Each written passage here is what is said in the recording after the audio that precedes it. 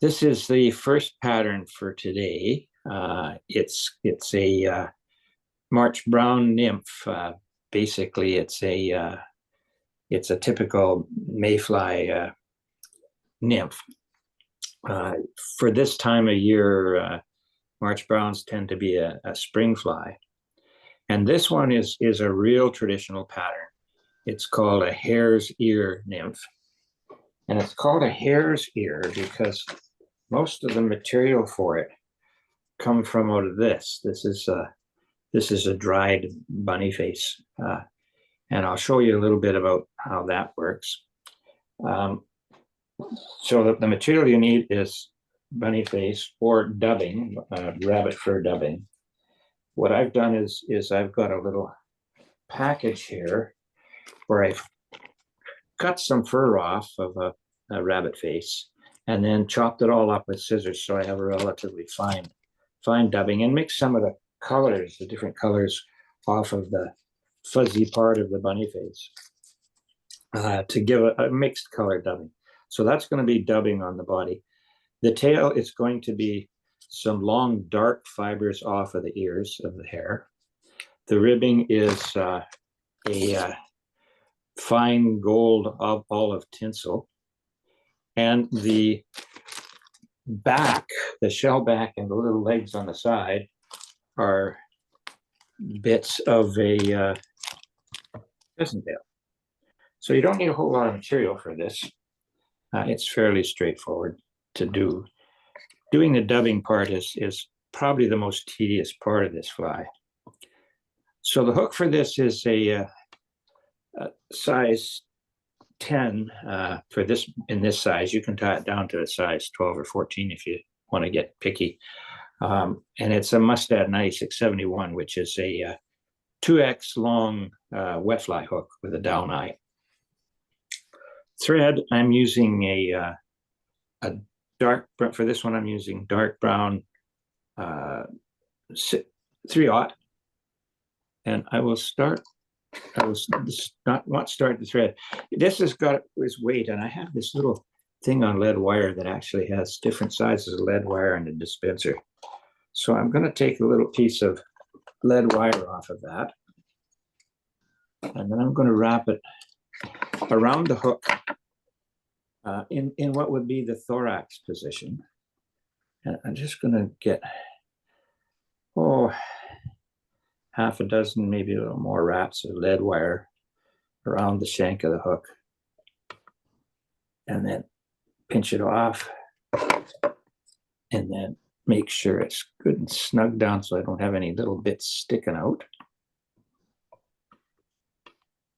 And you can see it's a good 2 eye lengths back of the eye widths back of the eye of the hook.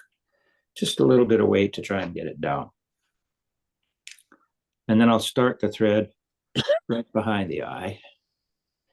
And I will wrap it back to where the lead is sitting and wrap over and through the lead so that it stays in place on the hook shank.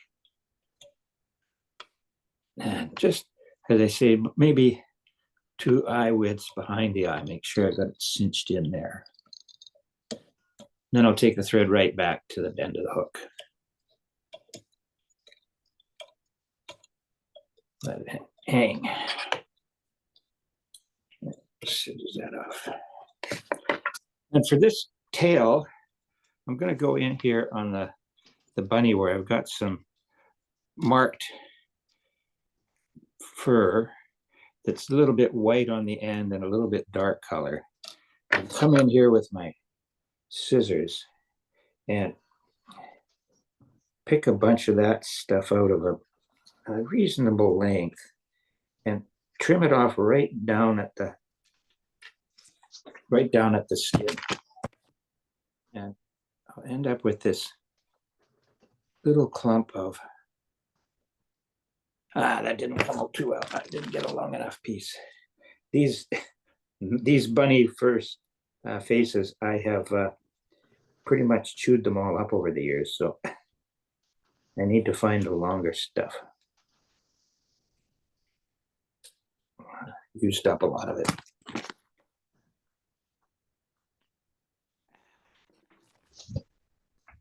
It's not cooperating this morning. Okay. Want to grab the tips of the hair, the little white tips, and then create a small bunch where the little white tips stick out the back. And get rid of the fuzzy bits off the bottom. And then I want the tail to be about gap width behind. So I'll just lay that on there and just do a loose wrap. I keep forgetting to spin my bobbin. Sometimes that helps making that first loose wrap, if it's in the right place. And I'll tie that down to the shank, bring my thread right back to where I've got it tied in, and then do one wrap underneath that little bit of fur and cock it up just a bit. That makes sure it's not going to wrap down around the bend. I'll take a little bit of this oval gold tinsel, which is the rib, and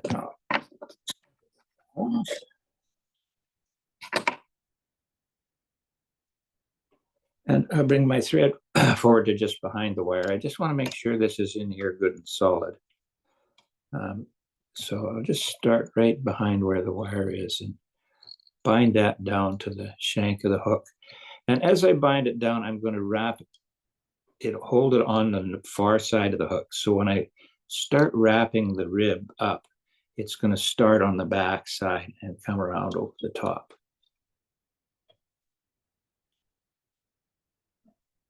So that's the back part of the fly. Now the fun and tedious part is using the dubbing to create a nice skinny little body from the back forward to about where the wire is. And I'll put a little wax, I'll just touch a little bit of wax on the thread. It helps this very fine fur adhere to the thread. I'll take little bunches out, little clumps that I mix these up so there's some medium brown and some light colored stuff in, and I'll just pull it apart back and forth like this. I've previously chopped it up with my scissors to make this a fairly fine dubbing. All right, so now we'll just bring that thread right back to where everything is tied in there. And I take little bits of fur and wrap them around the thread, spin them around the thread, squeezing pretty good, and make a nice little dubbing rope. And I'll slide that right up to the fly. And I'm going to do this in stages. So I start right at the back and make a wrap around. And I will do this as I go up the shank of the hook. I will continue to spin the material on the thread and try and keep, by adding little bits of material as I go and scrunching it down when I twist it on the thread, I'll try to keep it a fairly thin body. But you see, one of the things that happens with this is because this is it's a natural material, it's fairly spiky, it tends to put little bits of dubbing sticking out as you go up. And so the idea is that by making this natural dubbing like this, it will catch air and it'll provide a little movement in the body as if it were gills on the natural nymph. And you just don't want to use small amounts of dubbing at a time and make a fairly thin body. You can see it's no more than sort of 3 wire diameters, actually a little more than that, but about that, and I can use small amounts of dubbing. Don't overdo it until you get about the right diameter, and try and keep it fairly consistent diameter up the thread.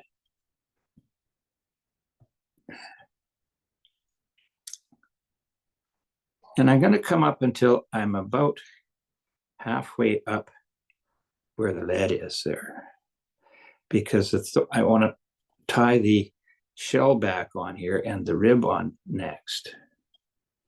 Again, a little consistent.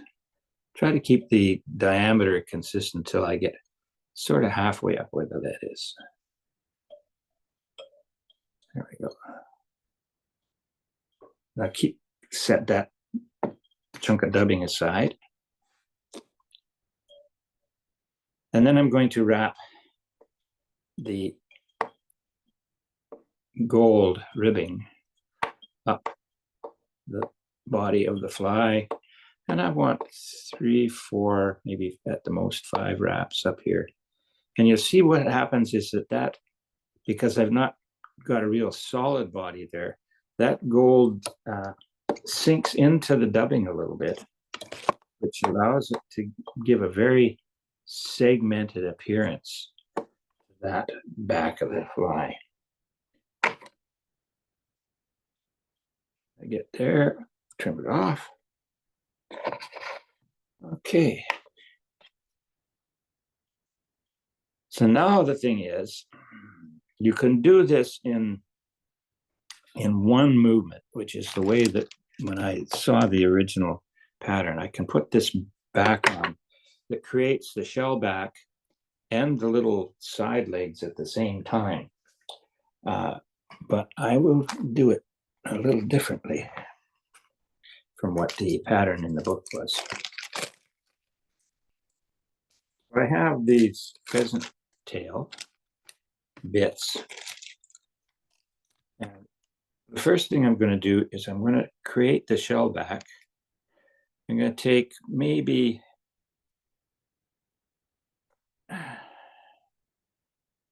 10 or 12 of these fibers out. Well, maybe more than 10 or 12, about a little more than a 1/4 inch of this stuff,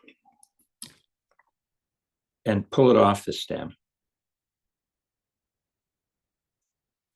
And I will tie them down on the hook shank. Now, the original pattern said you create the tips to create the legs on the side by tying this material on so it extends past the eye of the hook. Then you can bend these back. But I found it tough to get the right length for that. So I'm going to do that as a separate operation. Put the legs on. So I set this on top of the hook shank, and I will wrap this down right back where the thorax starts.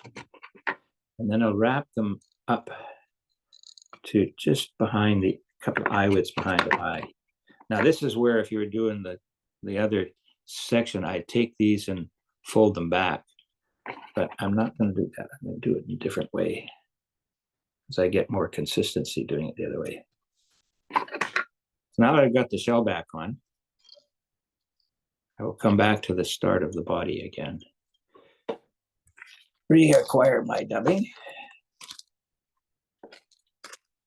And for this stuff, I'm going to go in my little bag of prepared dubbing. And I'm going to try and pull out stuff that has a little bit longer hair and maybe a little darker. And I'll do the same thing with just touch the thread on, a little bit of wax. And I'll do the same thing as I did with the body. I'll just put little bits of dubbing on here, create a nice dubbing rope. And do a little bit at a time, like don't try and do it all at once. And don't use lots of dubbing when you're doing this because it's really hard to get it to spin down nice. So just little bits at a time. And then I'm going to wrap this around the thorax. And I want the thorax to be at least twice as thick as the body. That's a little too much on there. If I keep it nice and skinny. And I'm going to stop wrapping the thorax forward about an eye width behind where the eye of the hook is. And I need a little more dubbing on top to get it nice and fat in the thorax. And you don't need too much to make it thicker. You don't make a thicker rope. You just do a few more wraps. And I will do a little bit more forward here.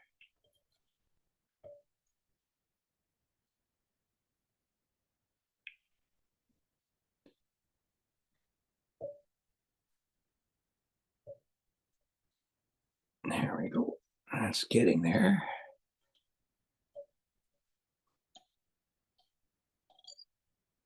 Then I'll come forward here to just in front of where I dubbed that thorax on. Now what I'll do is I'll take this pheasant tail and I will pull it over the back of the thorax, just shy of where the eye of the hook is. That's going to be the shell back. But before I do that, I'm going to give it its legs. Just need a teeny bit more dubbing right at the front of the thorax to get these things to splay out properly.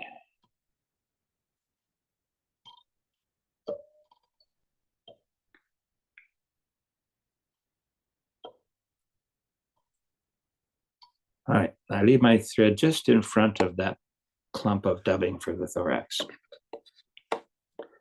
At this point, I'm going to take probably about 6 or 8 bits of this material off the pheasant tail. I'll take 3 or 4 of them and I'll lay them down on the side of the hook, diagonally across the hook shank, and get the tips so that they're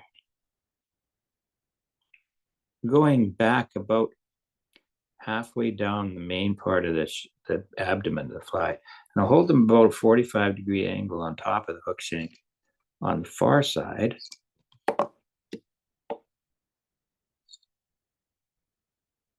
And you see they're going to sit there on the side like that. Then I'm going to take the other bunch, and I don't need to guess on how much I need for. There's basically 3 or 4 strands of this on either side. And I'll do the same thing on the other side. And I can lay it on top, hold it with the left hand, and get that first wrap over top. And hold that in place. And once I've got that first wrap on, I can adjust the length of those to be the same as the other side by pulling it through the wrap, about the same length. And again, across the other direction.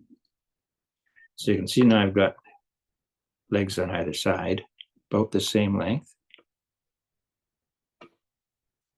And then I'll wrap them down to lift them up, come in here and trim them.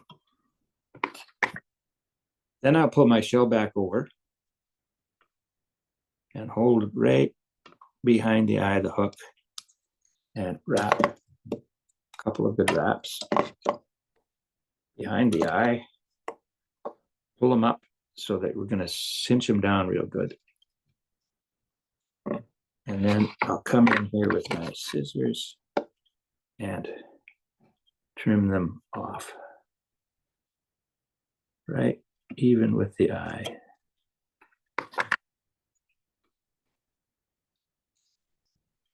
And it looks like we lost a couple of legs there. Oh, well, I'll have to add them on. Just hang on a sec. Looks like in the trimming of those legs, I got a couple of them. So I'll have to do this again. Add a couple more legs on that near side.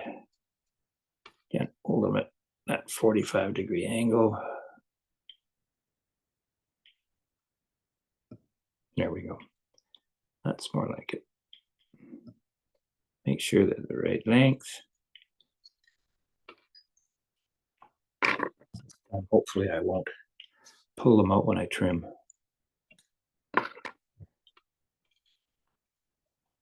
Build a head with the dark brown thread.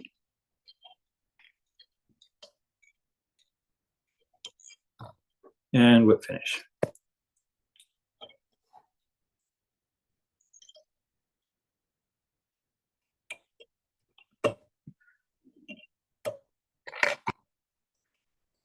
And then the last thing I'll do is head with Sally Hansen and Sarka's nails.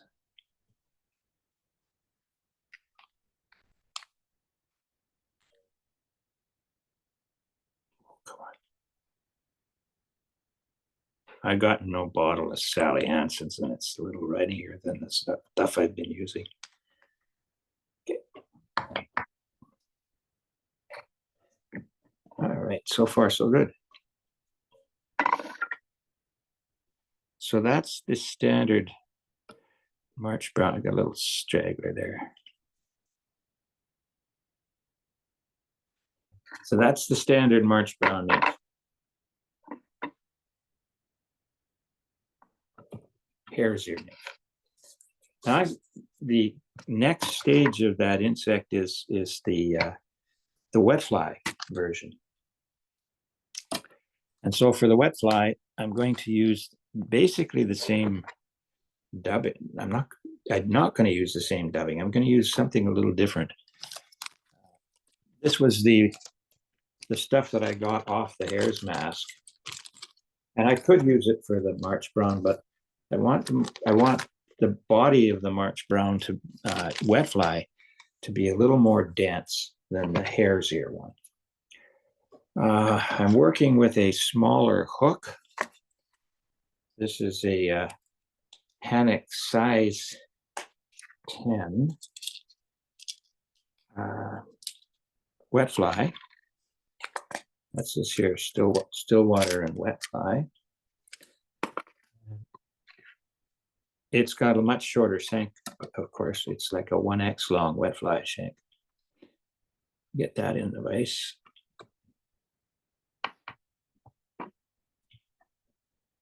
Okay, now the material for this is the tail is going to be wherever I put all that material. This is the wet fly version.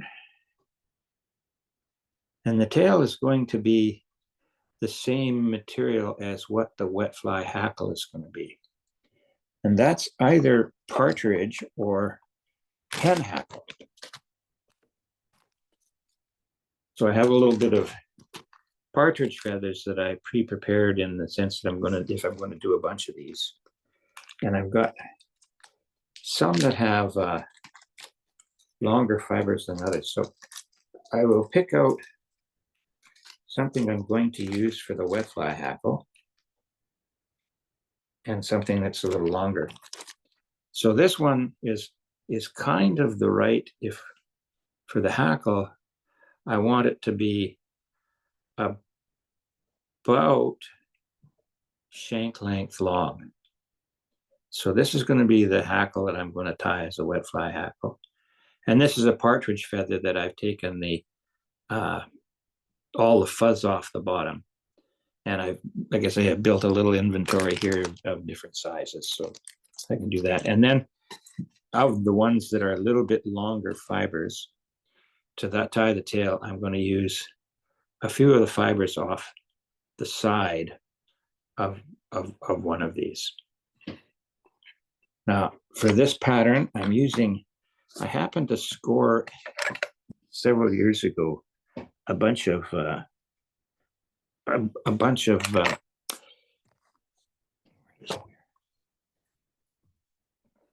spools of good broad thread.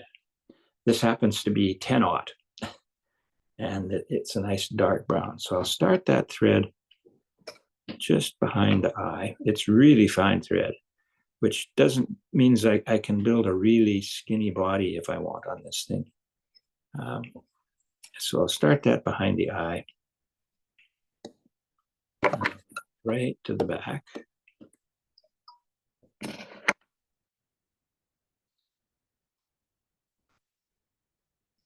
Cover the shank of the hook pretty much with thread because I don't, it makes the dubbing adhere to the hook a little better with giving the dubbing that I'm going to use. The dubbing's a little slipperier than the hare's ear dubbing. So I come back right to the bend of the hook, and I'm going to take this bit of partridge hackle, and I'm going to make a tail that's about shank length long. So I'll sit that down right at the back and wrap that there, and then wrap that up the shank just so it's an underbody again to make it so that the dubbing sits in the right spot. And it's the same rib. It's this gold tinsel, olive tinsel, and we want a segmented body appearance. So I'll take that and I'll tie it in up here at the front and wrap it back on the far side of the hook.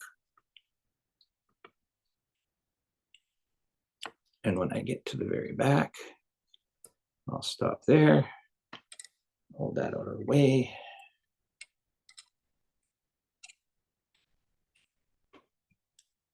And this time on the way forward, I'm going to, for dubbing, I'm going to use this stuff, which I have. It's a Squirrel's blend, Traveler's blend of Squirrel. And I'm using a reddish brown. And this is a little bit on the spiky side. So I'll pull it off in little bits. Again, what you don't want to do is pull off too much dubbing in little clumps. Otherwise, you're going to have a tough time controlling the thickness of the body. So there's a little bit of dubbing wax on there. And you can see how small a chunk of material I'm using here, because I want to keep this relatively thin rope as I'm getting ready to dub that up the body of the fly. So I will just start at the back and spin it really tight so that I can control the diameter. Of course, as these flies go from nymph to emerger, which is what this is, they get a little skinnier in the body thickness. So you don't want a really chunky body here. And take again small pinches of dubbing on the thread, and I'm just twisting this on nice and tight in thin little bits. And I might try to taper it just a teeny bit as I go up, get it a little thicker as I go forward.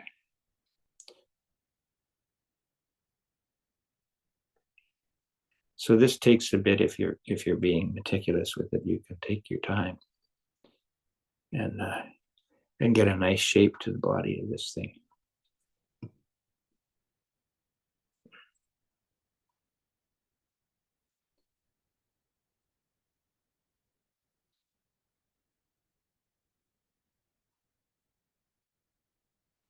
And when I get her up to that point that's kind of, again, a couple of eye widths behind the eye of the hook,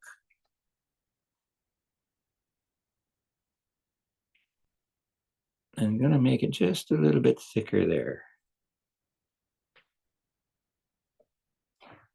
I'll wind the rib the same way as I did before. Nice little 3 or 4 turns up the body of the fly.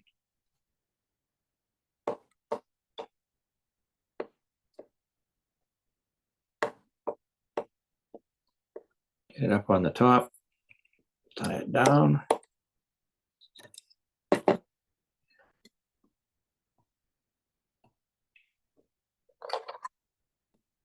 And trim that clean. Just a teeny bit more dubbing right where I did that, because I'm going to need a little bit of a dub body to wrap that hackle against. And I want to bury the last little bit of the ribbing. So I'll just do a couple of wraps right there. Sort of a mini thorax on this thing. And I'm going to take the feather that I have pre-prepared as the legs on the fly. And this is a partridge hackle. You can use hen as well. And what I do is I take these barbules and just string them out so they're kind of at right angles to the stem, with the tip sticking out like that. And I'm going to take the tip and I'm going to make the curve face away from me. And I'll tie it down so that the tip is on top of the hook, that little gap, that tip is on top. And I'll wrap, better get the thread spun so it flops the right way. Tie that right down on top of the hook shank. And then lift up the tip in front. And I'll get in here with my scissors and take the tip out. Okay, that didn't work. I just nipped my thread. That's the problem with this real fine thread, is that you just have to touch it with the damn scissors and it's done. See if I can salvage this. Nope, I'll have to do it this way. Get back on it. Oh well, stuff happens.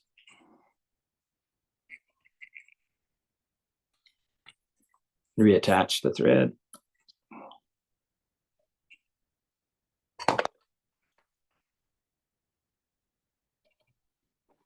Okay, back to where we were. Okay, once again, put the tip down on the hook so that its curve is facing away from me, right where the thread is. 1, 2, 3. Pull the tip up. 1, 2 in front. And this time I'll be a little more careful where I clip this sucker.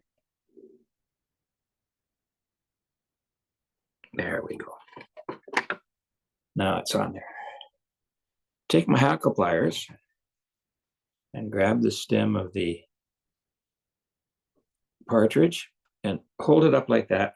Wet my fingers and stroke it back so it's folded. Then we go around and we keep stroking so that I get all these feathers, barbules, facing backwards. And stroke them back. And I want a reasonably robust hackle. So about good 3 wraps will do it.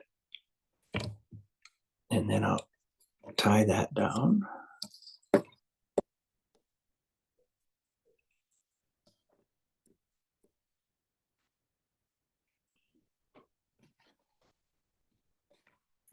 Trim the stem out.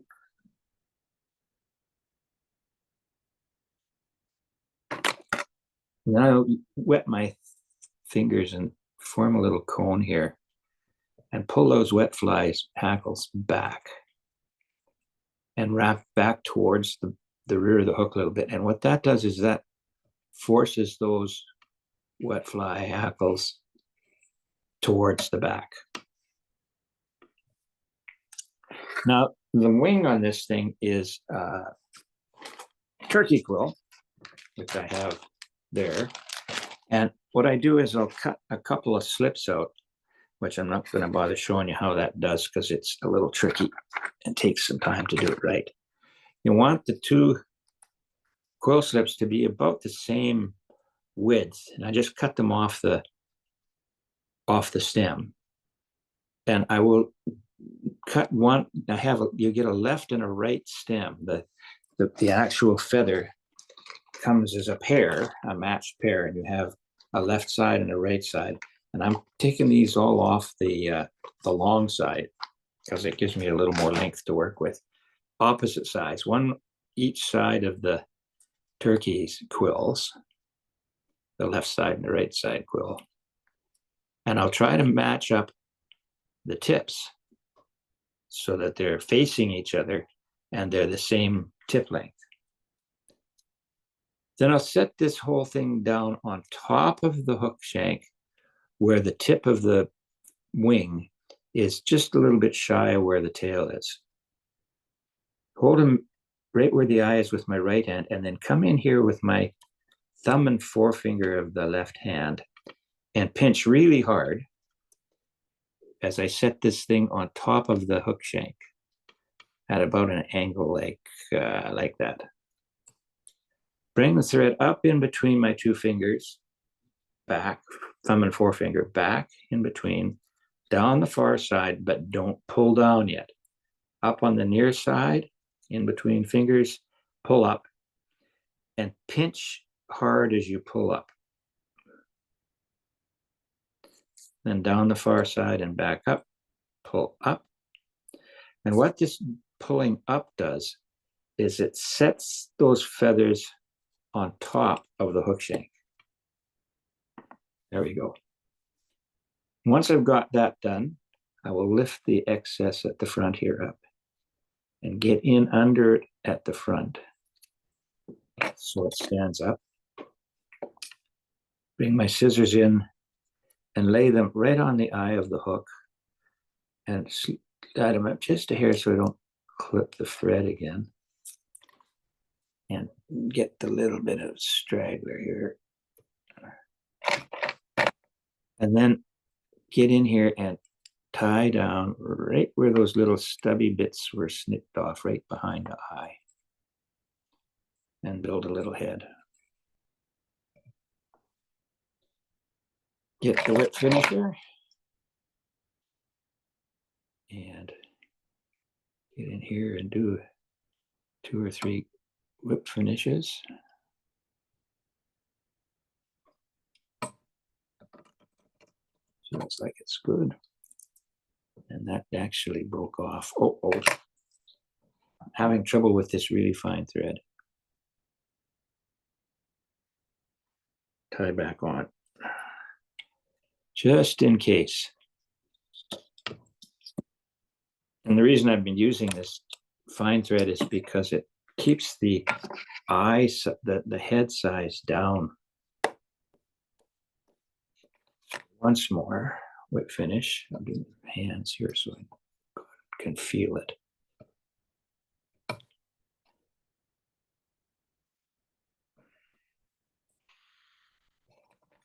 in trouble with my fingers today.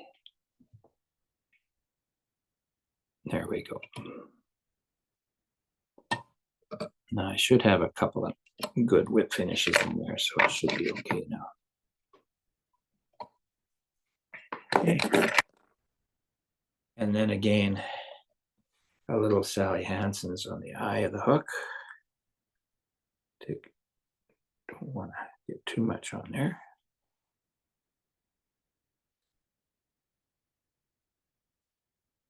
Screw it down. And this is where the stem of the hackle that I used comes in handy. I can poke that through the eye of the hook just to make sure I've got the glue out. Just take the fine point and I should be able to get it right through there.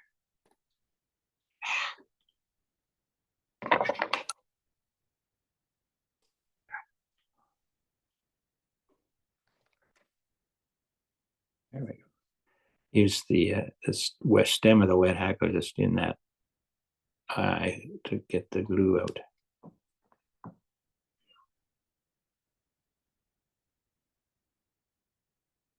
There we go. Done. So there you go. That's a March brown wet fly.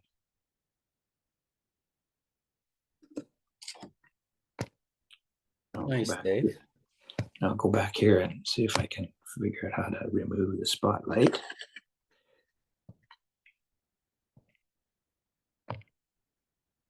There we go. So that's it. So those are two pretty basic patterns for early season mayflies.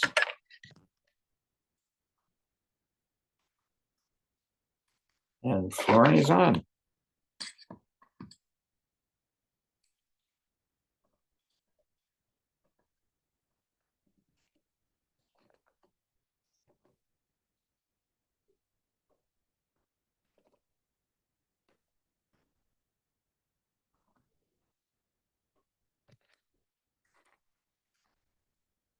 I'm not hearing you, Florin. Okay. There you go. Your audio must have been off. My audio was off, yes. There we go. So I'm going to start with the larva. I had prepared the two chironomids, one a larva, one a pupa. So I'm going to do the larva first because that's super easy. And normally originally I specified 8/0 thread, but then I thought for this larva, it's probably easier to use a nice flat thread like this Danville monochord, which is nominally a 3/0. It's a little bit thicker, so you have to be careful with the number of wraps you do here that you don't end up with a very thick body. I'm just going to attach this at the head of the fly, and then take a little piece of, this is just a strand of crystal flash in red, and I'm going to attach this at the head of the fly and wrap over it. And the reason for doing that is to get a underbody that's as smooth as I can get. So I'm just going to put here close wraps next to each other. And after a while, I'm going to give the bobbin a little spin to untwist the thread and keep going and keep going. And go a little bit into the bend of the shank there.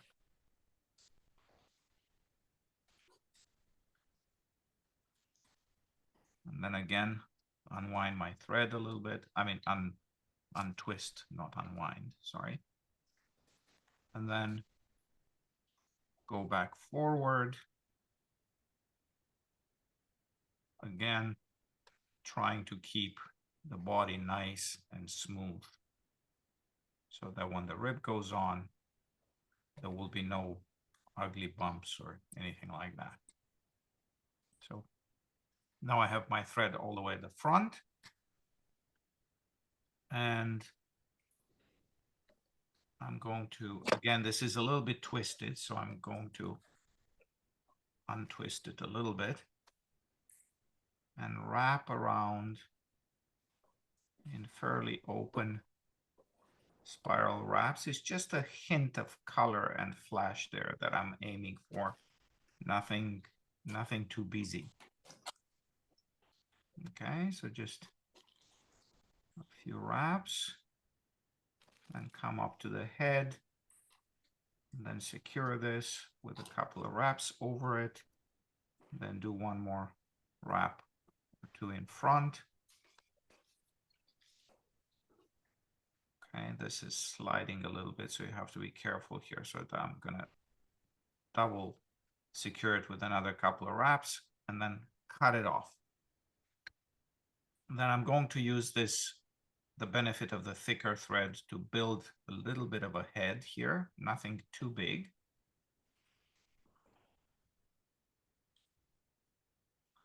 And I'll do 2 whip finishes, which are going to take care of the rest of the head. There we go. 1, 2, 3. And then one more time. 1, 2, 3. Pull on it, cut. Now for the final thing, I'm going to take some lacquer.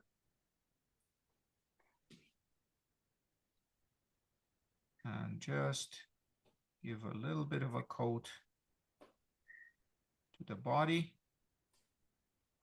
on both sides, top, bottom, all around, as nice as I can do it. When this dries out, it's going to be all nice and smooth.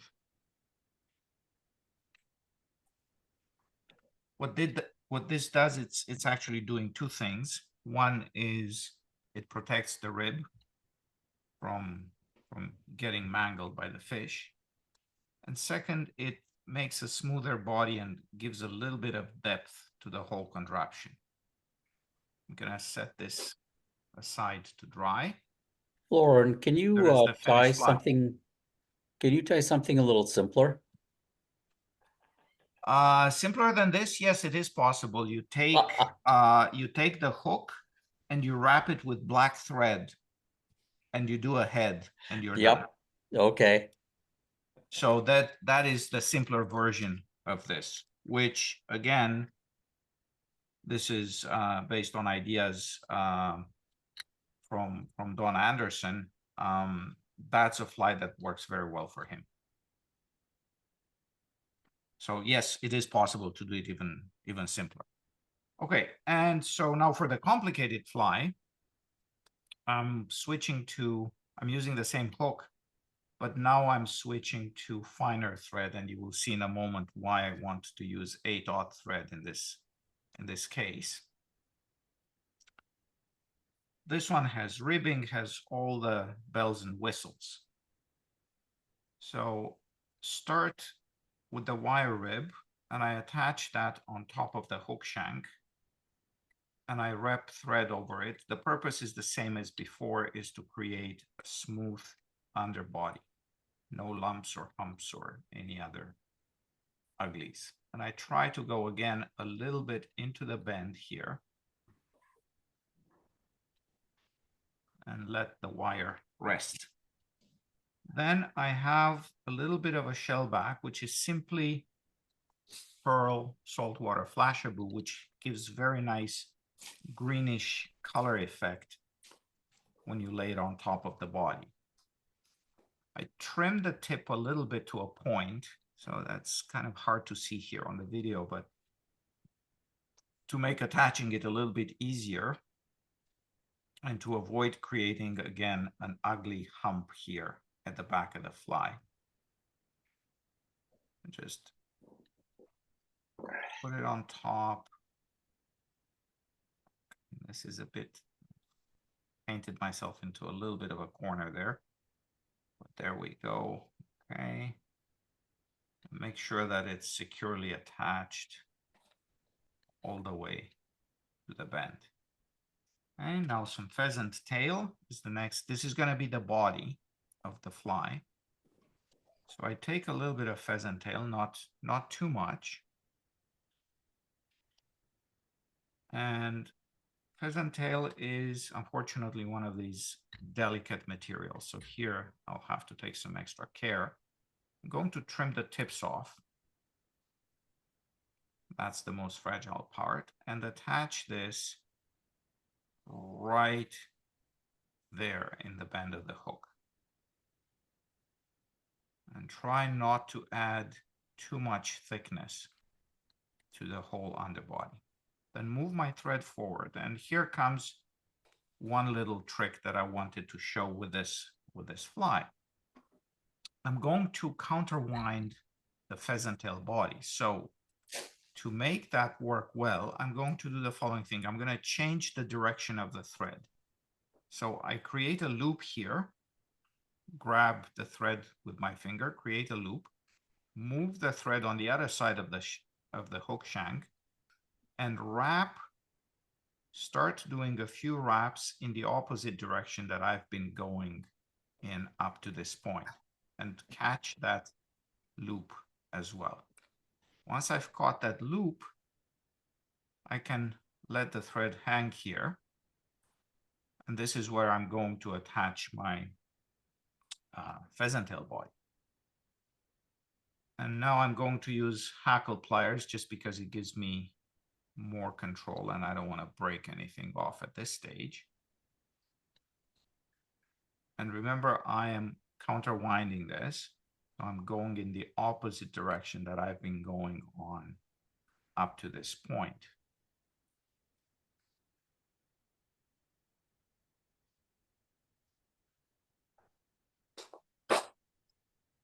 Go forward, touching turns. You don't want to overlap here too much. You don't want to thicken the body unnecessarily. Just go all the way to the front.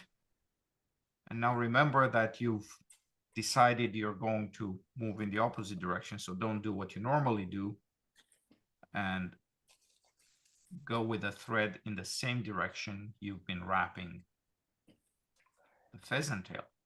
Okay. Now I've attached this. The next thing is to switch the direction of the thread again. So same trick. So now I've secured my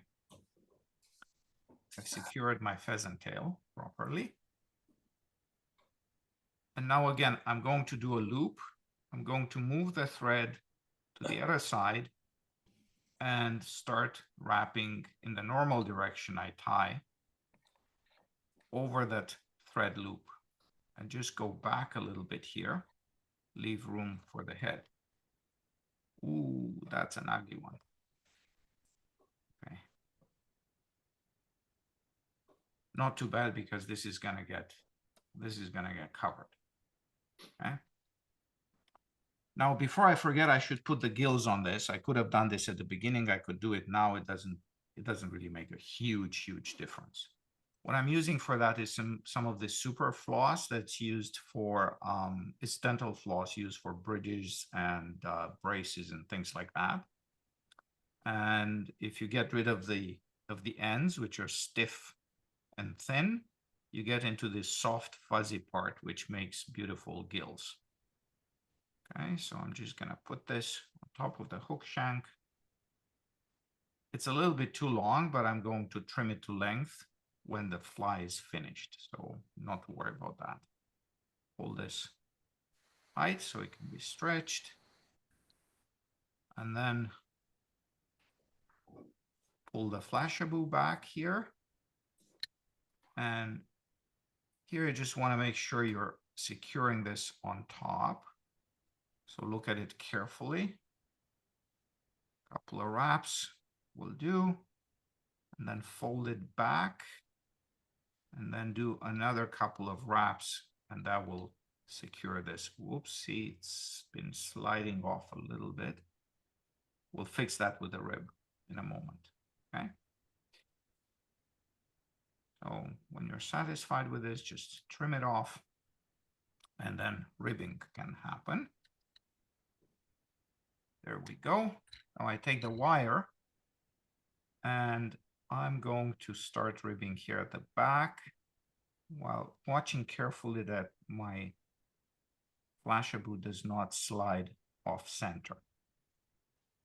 And if you want, here, should do first one turn in the bend before starting to spiral. That gives a neater segmented look.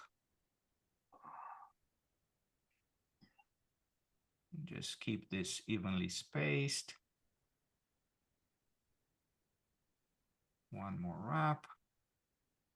And then final wrap here before tying off. So now I'm going to have to secure this with 3 or 4 solid thread wraps because this is a relatively thick wire could have used probably one size smaller. So when you do this, when you break the wire off, just hold good tension on the thread and then helicopter the wire until it breaks off. That'll give you a nice, neat finished product. Whoops, not that far. See, I don't want to crowd the eye here. You have to pay attention to what's happening. So I still have 5 minutes, so no rush then. I was trying to rush this to get it all done before 12 o'clock, but here we are. Sorry, 11 o'clock. So this will secure the wire ribbing very nicely. And then I'm going to do a few more wraps in front of that fuzzy stuff for the gills. So that'll help lift it up at an angle. And then I'm going to move my thread back again behind the gills there. And you can see I've made so many thread wraps at this point that having thin thread really makes a big difference. And then do one, and then two with finishes.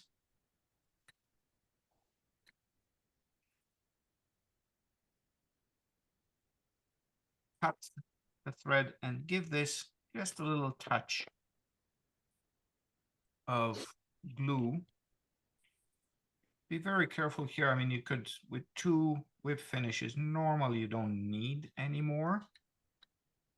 But the thing to be very careful about here is not to get any into the gills, because that's just gonna mat everything down and create a royal mess. So there we go. And last thing here to make this look nice and spiffy, I'm just gonna grab the gills material, pull it up, and trim it to size. Like that. So there it is, nice fuzzy brownish pheasant tail on the underside, and you can see these reflections of greenish color, which simulate this gas that the pupa inflates itself with prior to emergence. And that's fly number 2 on time and under budget. Very nice. Very nice. So just about the thread that you were talking about earlier as well, Dave, and for you as well, Florin, when Wes Penny was tying yesterday, and he had mentioned this even last year when I saw him tying at Robinson's, he uses the extreme, and there was a small and then there was a micro thread. The small is 50 denier and the micro is 25 denier. And he said there's another one which is only 10 denier. He said with the 50 denier, it's incredibly strong. It's very small, and he can bend hooks when he pulls down on the thread when it's attached to the hook. He can bend a hook. So, I mean, it is very strong stuff. It's also very expensive, and it may dull your scissors. Yes, he did mention that because it's yeah, the synthetic material. It's it will do that. Yeah, well, they're all synthetic, but some of these ultra fine threads Are can very be particularly rough on your scissors, so you have to be careful what you're using and how you cut. That's right. Yeah, and another thing with the ultra fine thread, and you saw it a little bit today.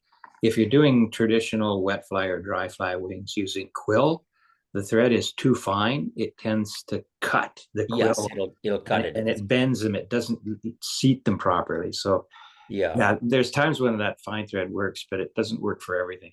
no, Yeah, absolutely well, not. like you've seen the larva that I tied, I deliberately changed.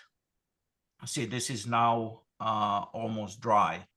I deliberately changed to the thicker thread, and the reason for that is that that particular thread works like a very fine floss. If you untwist it, it lays flat on the hook. So most of my tying is done with 3 threads. Is this guy for big flies, you know, salmon, pike, whatever. That's really good stuff. Then for normal trout flies, whatever, I use the 8/0 uni thread.